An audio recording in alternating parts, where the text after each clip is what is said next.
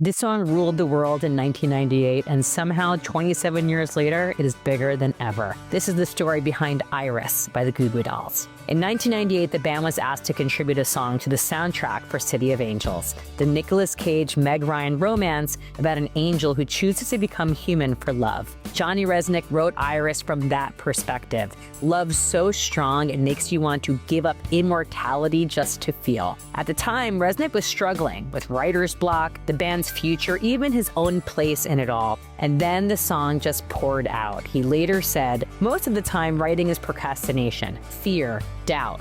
But Iris came so easy. I'd broken 2 strings on my guitar and the song just came out. It was like a gift, like, oh, thanks God." He wrote it on that stripped down guitar with only 4 strings and a strange open tuning he'd made up himself. From that raw sound to the soaring chorus, "And I don't want the world to see me because I don't think that they'd understand," it carried a vulnerability that felt universal. And here's the twist. There's no character named Iris in the movie, and the word never even appears in the lyrics. Rzeznik actually named it after country folk musician Iris DeMent. He just liked the way it sounded. When City of Angels hit theaters, its soundtrack was stacked. Alanis Morissette, U2, Peter Gabriel, but nothing compared to Iris. The song spent 18 weeks at #1 on Billboard's Hot 100, was later certified diamond, and today has been streamed more than 2 billion times on Spotify. And Iris didn't stop in the 90s. Everyone's covered it. New Found Glory, Sleeping with Sirens, Mod Sun, Colby Calais. In 2020, Phoebe Bridgers and Maggie Rogers took it viral, and most recently, Machine Gun Kelly and Julia Wolf gave it their own spin.